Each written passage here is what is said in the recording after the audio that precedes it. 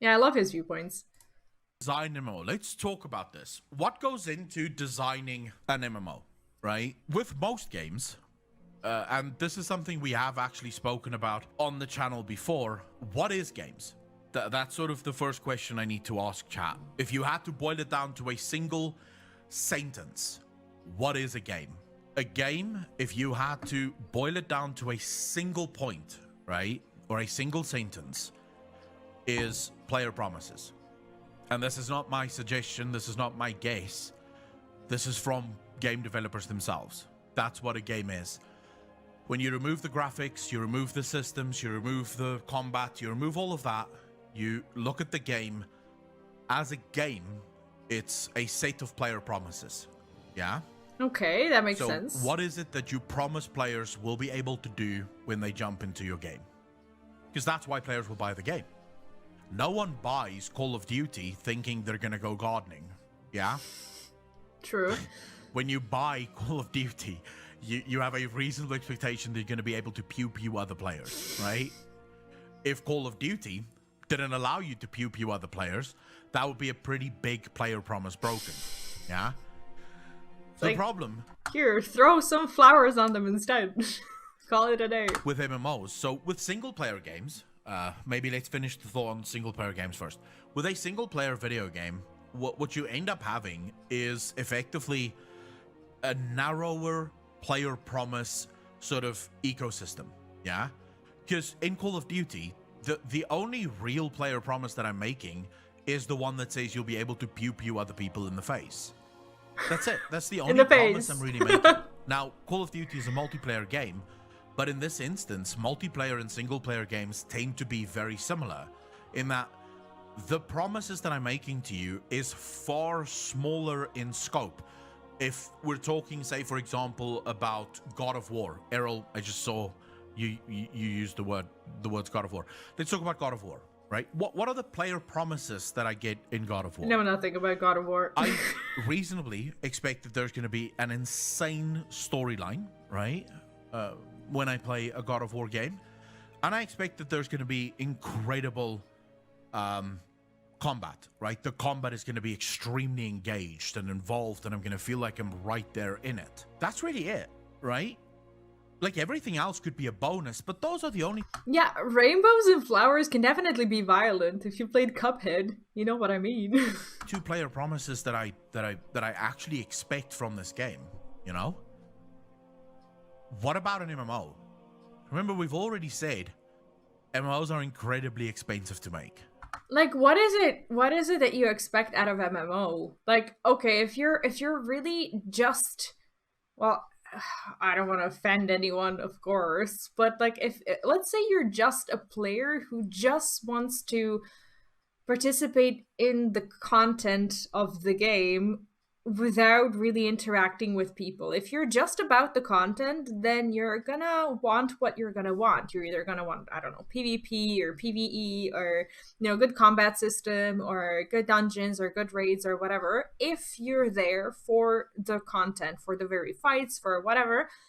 But if you are not just a player, but you also feel like a community member, then you're not just gonna look for a game to play, but you're also going to look for a game that has the kind of community that you're looking for. And that is something in MMOs that is out of developers' hands. They can try their best to attract certain types of players or the community. Like, let's say you're trying to find someone to date, right? Like, the way you're gonna do it is you're gonna act in a way that you are attracting people who will like your behavior. If you, I don't know, let's say you're a girl, and well, okay, I'm just gonna say this. I'm not even gonna worry about, like, I don't know, potentially offending anyone or whatever. But like, if you dress a certain way, to attract attention, you can for sure expect that you're going to attract the kind of people who are looking for, you know, I don't know, girls who will be dressed in such a way that they attract attention, because it's normal. Like, that's your target audience, the guys who will look at you in that sort of way. But if you like if you do something else, you're gonna attract the people who are looking for that kind of thing in you or whatever. And that's the same thing with MMOs. Like they can try to make content that will attract certain types of personalities who will later on form the communities that they want their games to have in them, which is again out of their hands, but at the same time a good way to a good way to try and form these communities. For example, if they want a more casual community in Final Fantasy XIV, they're going to continue working on gold saucer, chocobo races. I'm not saying they're casual. Don't get me wrong, but they are different than what people would consider end game. Although they are end game, don't get me wrong, they are. But some people might just dive into it casually, and you can't just dive into let's say ultimate raids casually. That's the main difference, I suppose. But yeah, like based on what kind of content you create, that's the community you're forming in an MMO. Right, far more expensive than any single player game. Like far more expensive than any single player game. MMOs are incredibly expensive. So what does that automatically right off the bat mean when you wish to design an MMO? Like just thinking about the price, what does that mean for you as a developer? What do you have to do as a developer in order to make an MMO? You want to make as many promises as possible. Why? Because you want to get as many players as possible into your game, right? So that you can actually fucking pay back the money or make back the money that you just spent building this monstrosity. So MMOs by design I love how he calls them monstrosity. Player promises that need to be delivered upon. You have to make those promises, right? So you have to tell the player, hey, there's going to be a persistent world. This is an absolute player promise. You have to make that player promise, because that's what makes an MMO different to, say, for example, a looter shooter. Looter shooters don't always have persistent worlds because they don't need persistent worlds. An MMO is different. You need a persistent world. That's player promise number one. But then there's a bunch of other fucking player promises that have to be made, right? Like, for example, I need to be able to PvP.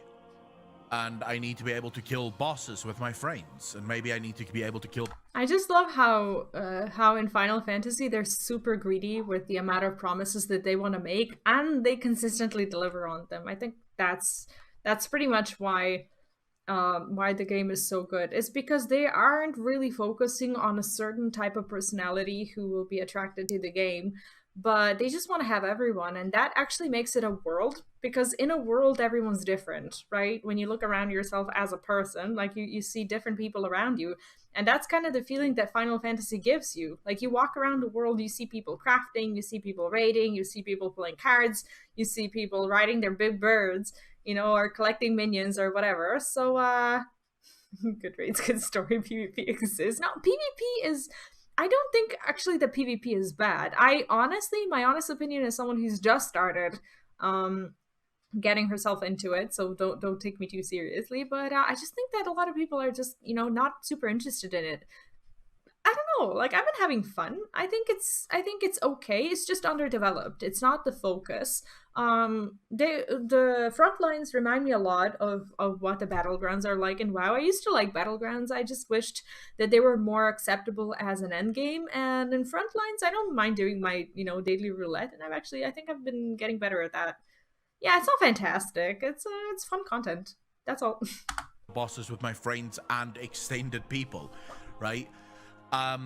Maybe I need to be able to do some transmogging. Maybe I need to be able to craft, right? So I need, and this is just I forgot to mention off the top of my head. We could probably... Yeah, exactly. Like every month there's something, and some people say like, oh yeah, they just want to keep our sub money, so they throw in a new event with new glams and minions and such. But like that's kind of a spoiled thing to say, because you are getting new content, even if it's like for a day or two. You are getting something to do. You're getting like a piece of something like a glam or a mount or a minion or something to have. If I don't know, if you're playing MMOs, that's kind of your goal, right? Well, one of them.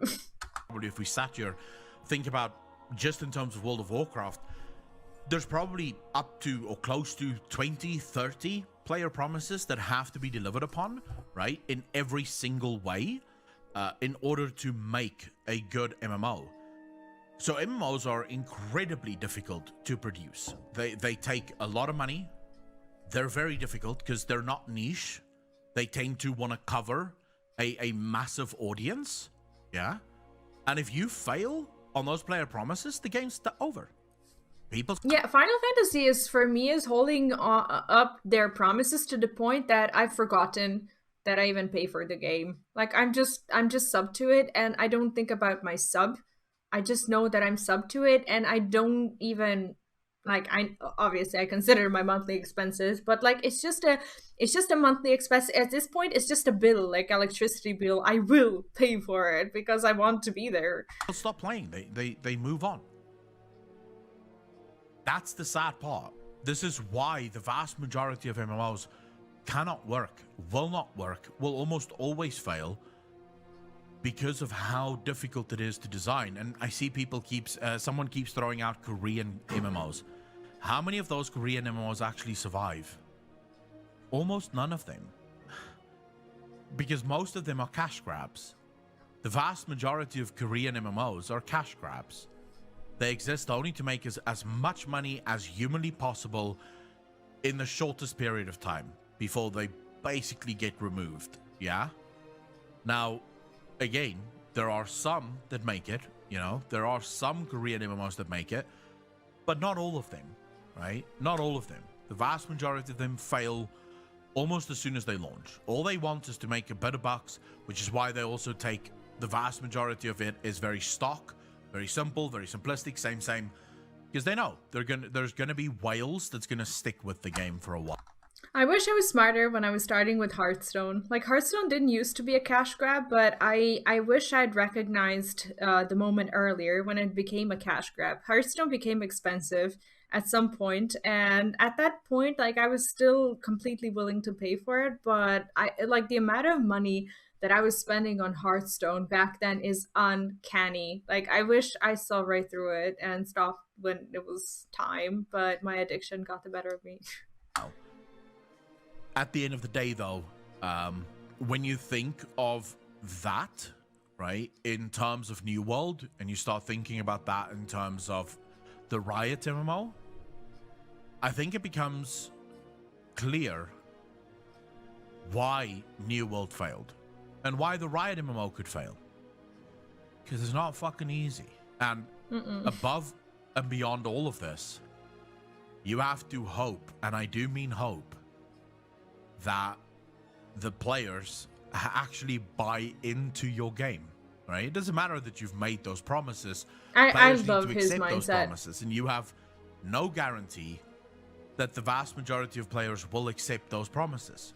It's very easy that the vast majority of players goes, Oh yeah, I loved Runeterra. Runeterra was something that I actually considered playing full time. I think I was playing Runeterra full time for about like 2 or 3 months.